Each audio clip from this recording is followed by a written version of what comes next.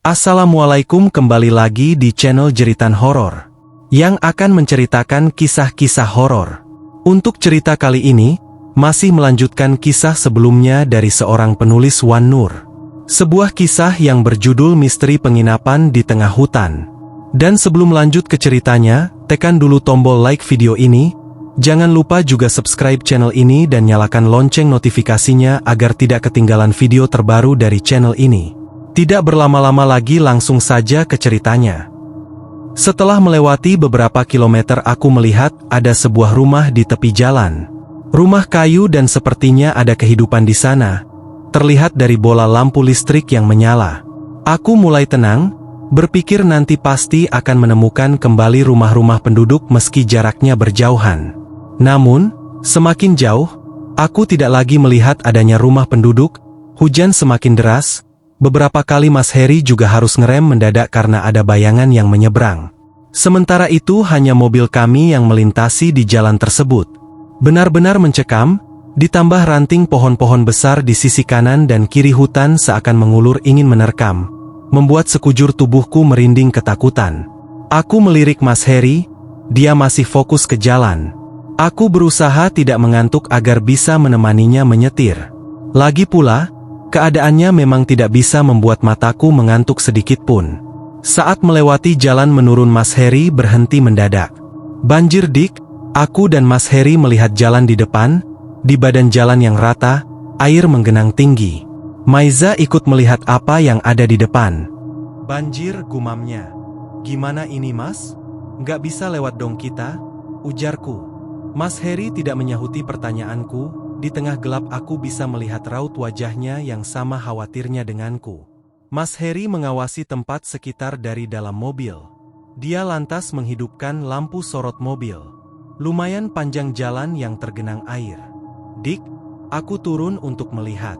Mas, apa nggak bahaya? Aku jelas khawatir melihat Mas Heri harus keluar dari mobil. Nggak apa-apa, sepertinya aman. Mas Heri berusaha menenangkanku. Ambil senter di dalam dashboard dik. Aku membuka laci dashboard di depanku dan mengambil senter. Setelah senter di tangan Mas Heri, dia turun dari mobil. Mas, hati-hati ya, Mas Heri mengangguk. Dia tutupi kepalanya dengan topi jaket yang dipakainya, lalu berlari ke arah depan sejauh 10 meter. Aku mengawasi dari dalam mobil dengan perasaan tidak tenang. Tidak lama Mas Heri kembali berlari ke arah mobil kami berada. Gimana Mas? Tanyaku setelah Mas Heri duduk di depan kemudi. Kita lewat aja dik, sepertinya bisa lewat. Mas, kalau kurang yakin, sebaiknya kita putar arah dan kembali ke perbatasan. Perbatasan sudah jauh kita tinggalkan. Dik, kalau kita kembali ke sana, Mas khawatir kita kehabisan bahan bakar dan nggak bisa meneruskan perjalanan besok. Betul juga yang Mas Heri bilang. Di tengah hutan mana ada pom bensin? Di rumah yang kita temui tadi juga kita tidak mungkin numpang menginap. Kita tidak tahu penghuninya. Ya udah, bismillah aja ya Mas. Semoga dimudahkan Allah perjalanan kita ini, ucapku pasrah. Amin. Mas Heri dan Maiza mengaminkannya bareng. Bismillah. Kembali Mas Heri menghidupkan mesin dan menarik tuas. Perlahan mobil melaju untuk melewati air genangan. Semakin ke depan semakin dalam, bahkan airnya begitu deras. Mobil seperti ditarik ke arah kiri kemana air mengalir. Aku dan Maiza mulai panik, tapi berusaha tetap tenang. Sholawat dan doa kami lantunkan. Deras arus air semakin membuat mobil terseret. Kedua anakku sampai terbangun dan terkejut melihat mobil kami berada di dalam air. Mamah, teriak keduanya panik. Nggak apa-apa nak, berdoa aja sayang, ucapku. Maiza ikut menenangkan kedua keponakannya. Mas Heri terus berusaha menjalankan mobil. Aku bisa merasakan kepanikannya. Dia juga merapal doa sembari terus mengendalikan setir. Dengan susah payah dan terseok-seok Mas Heri akhirnya bisa membawa mobil selamat hingga ke ujung jalan melintasi banjir. Setibanya di tempat kering Mas Heri berhenti. Alhamdulillah, bersama kami mengucap hamdalah. Aku meraih tangan suamiku dan menggenggamnya sebagai ucapan terima kasih atas kerja keras dan usahanya melewati banjir. Untung mobil kita tinggi dik. Sekilas dilihat airnya tenang, tapi ternyata dalam dan deras. Aku semakin menggenggam erat tangan suamiku. Selain air yang sepertinya memang deras, aku bisa merasakan kekuatan lain yang menyeret mobil kami, tapi aku tidak menyampaikannya sama Mas Heri. Aku juga tidak ingin Maiza dan anak-anakku juga ketakutan. Kita lanjut ya Dik. Aku lepas genggamanku dari tangan Mas Heri. Mobil kembali melaju membelah jalanan di tengah hutan.